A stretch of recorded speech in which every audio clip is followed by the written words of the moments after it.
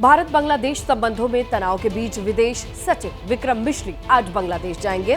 हिंदुओं पर हमलों को लेकर के भारत की चिंताओं से बांग्लादेश सरकार को अवगत कराएंगे।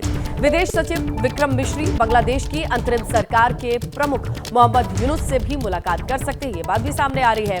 बांग्लादेश के कार्यवाहक विदेश मंत्री, बांग्लादेश विदेश सचिव, इन दोनों से भी मुलाकात होनी है।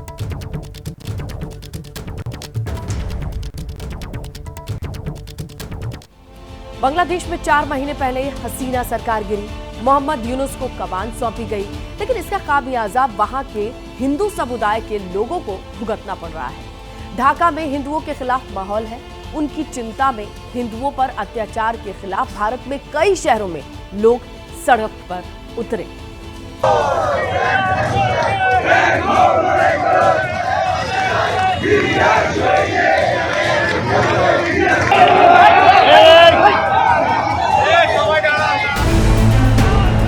जैसे ही विदेश सचिव विक्रम मिश्री के ढाका दौरे की तारीख फाइनल हुई, उसी वक्त बांग्लादेश में एंटी इंडिया लॉबी एक बार फिर सिर उठाने लगी। पहले हिंदुओं पर अत्याचार और अब भारत विरोध का झंडा बुलंद किया जाने लगा।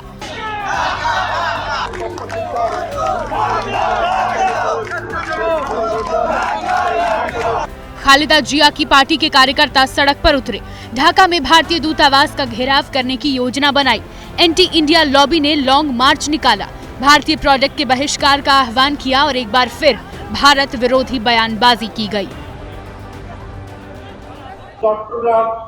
भारत हर कदम पर बांग्लादेश को नुकसान पहुंचा सकता है। अगर भारत चटगांव मांगता है तो हम बंगाल, बिहार और ओडिशा वापस ले लेंगे।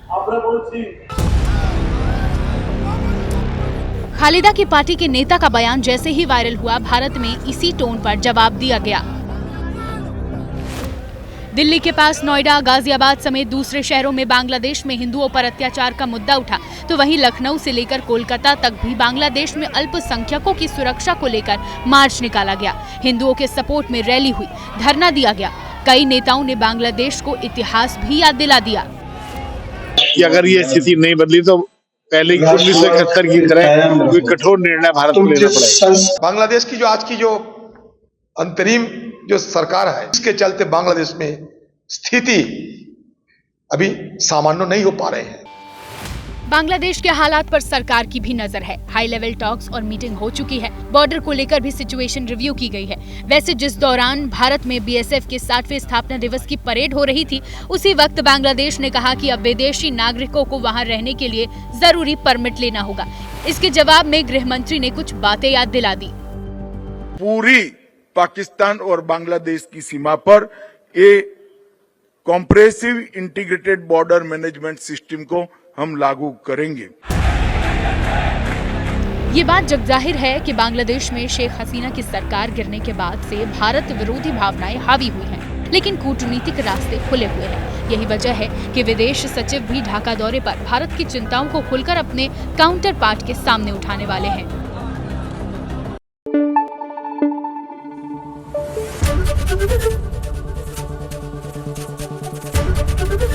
एबीपी न्यूज आपको रखे आगे।